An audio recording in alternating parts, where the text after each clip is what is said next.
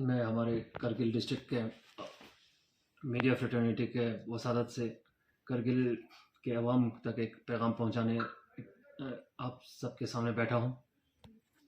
कल यानी कि 21 अगस्त को हम नेशनल डिज़ास्टर मैनेजमेंट अथॉरिटी और डिस्ट्रिक्ट डिज़ास्टर मैनेजमेंट अथॉरिटी के कोलैबोरेशन में एक मॉक ड्रिल हुआ जा रहा है। उसके बारे में आपको बताने के लिए आपके सामने पेश हुआ हूँ। लोगों से एक अपील है कि कल हमारे इस मॉक ड्रिल में पुरजोर ताउन दें। डिस्ट्रिक्ट एडमिनिस्ट्रेशन ऑफ कारगिल कल इस मॉक ड्रिल को करने में पूरी तरह जुटी हुई है। हमने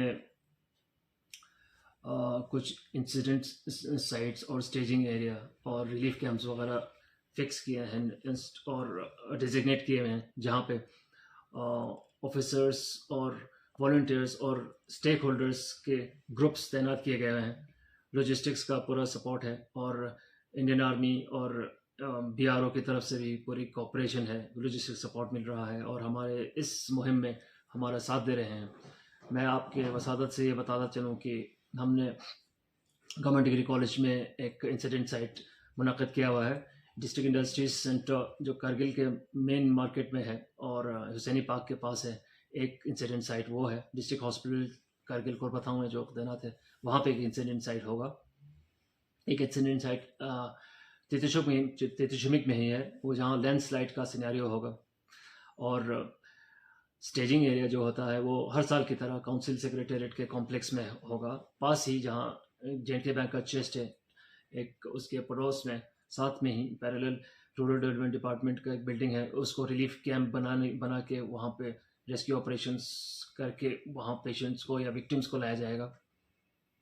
पूरा जो ऑपरेशन है, सुबह कोई 7 बजे से हम अलर्ट पे होंगे, 9 बजे ऑपरेशन शुरू होगा।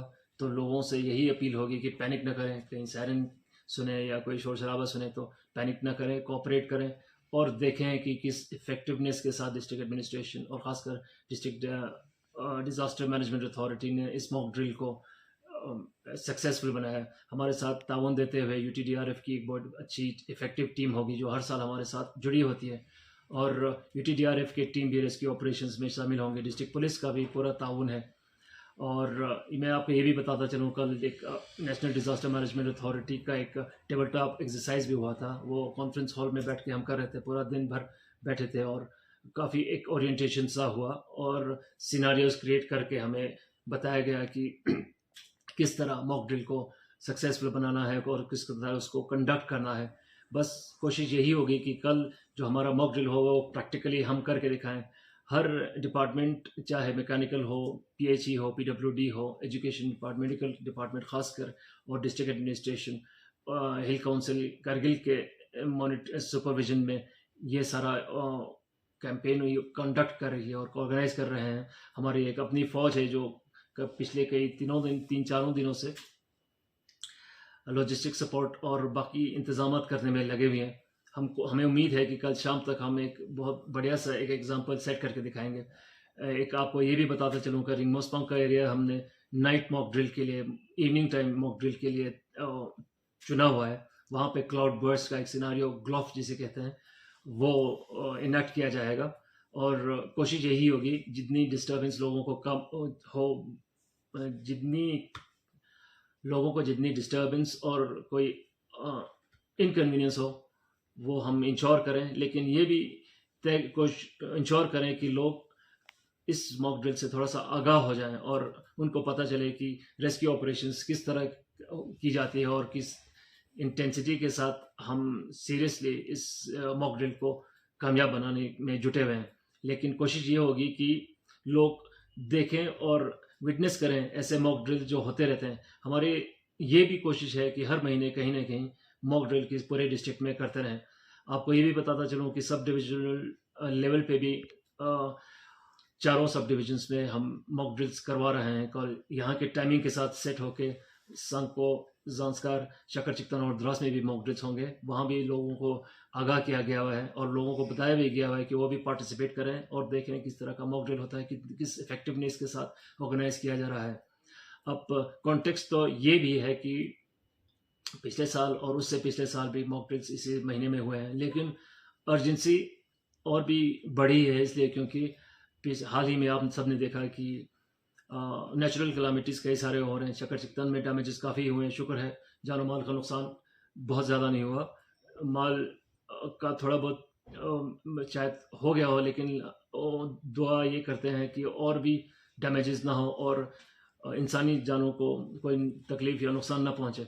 ज़ांस्कार से भी कुछ वारदात हुए हैं, कुछ इंसिडेंट्स संको सब डिवीज़न में हुए हैं। तो हम ये इरादा रखते हैं कि हम संको सब डिवीज़न और बाकी सब डिवीजन्स में छोटे छोटे मॉक ड्रिल्स रेगुलर इंटरवल्स पे करते रहें, ताकि लोगों को भी ट्रेन कर सकें और वॉलंटियर ऑर्गेनाइजेशंस जितने भी हैं जो हमारे साथ हमेशा जुड़े हुए होते हैं, उनको भी ओरिएंटेशन हम देते रहें। कोशिश ये भी होगी कि वॉलंटियर ऑर्गेनाइजेशंस और हमारे जितने भी स्टाफ हैं उनको भी बाहर ट्रेनिंग के लिए भेजे जाए।